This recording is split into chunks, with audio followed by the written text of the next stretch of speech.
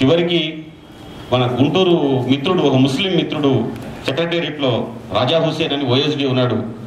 అడి పోతుంటే ఒక పెళ్లికి పోతుంటే గౌరీశంకర్ ఇక్కడ ముస్లిమ్స్ కొంచెం చాలా ఎక్కువ మంది ఉన్నట్టుంది ఈ ప్రాంతంలో అంటే, అసలు మొత్తం ఇది ముస్లింల ప్రాంతం అనే మొత్తం మీరు గుంటూరు జిల్లా వాళ్ళు కబ్జా చేసి ఇక్కడ కూడా కొంతమంది ముస్లింలు దౌర్భాగ్య పరిస్థితికి వచ్చింది. హైదరాబాద్ని ఎవడు ఎక్కడి నుంచి ఏం చేసుకోబోతారో అర్థం కావట్లేదు. ఒకడు లుంగీలు కట్టుకొని వస్తాడు, ఒకడేమో రియల్ ఎస్టేట్ పేరుతో వస్తాడు. హైదరాబాద్ని మొత్తాన్ని కూడా దుగ్గు చేసి ధ్వంసం చేస్తున్నారు.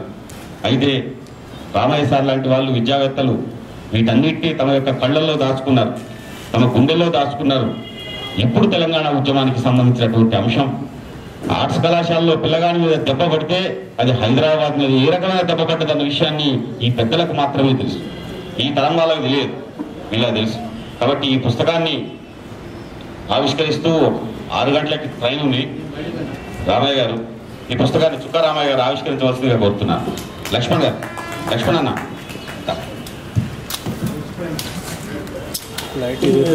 లైట్